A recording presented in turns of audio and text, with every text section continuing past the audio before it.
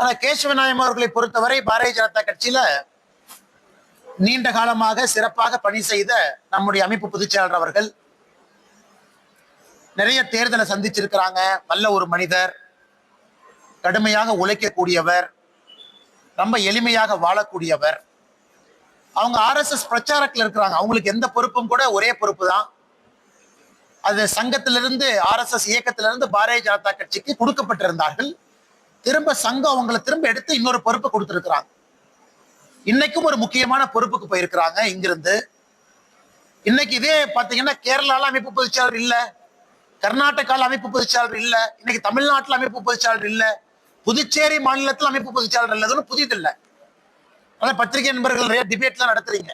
கேரளா, கர்நாடகா, தமிழ்நாடு, புதுச்சேரி 4 மாநிலத்திலும் கூட அமைப்பு பொதுச்செயலாளர் இல்லை. அந்த பொறுப்பு காலியா இருக்கு.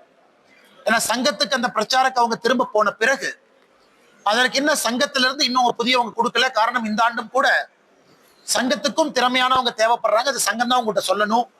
ஏன்னா 100 ஆண்டு காலம் விழா நடக்குது இந்தியா முழுவதுமே, நிறைய வேலைகள் இருக்கு. அதனால கேசவநாயம்ஜி அவர்கள் இன்று காலையில கமலாலயத்தை சந்தித்து விட்டு வந்தோம். மிகச் சிறப்பாக பணியாற்றியதற்காக நாங்கள் எல்லாம் இணைந்து அவருக்கு எங்கள் நன்றியை தெரிவித்திருக்கின்றோம். கேசவநாயம் அவர்களை பொறுத்தவரை அவர் பிரச்சாரக், அவங்க வேலையை முடிச்சுட்டு அவங்க கிளம்பிட்டாங்க, அவ்வளவுதான். அவர் அரசியல்வாதி கிடையாது.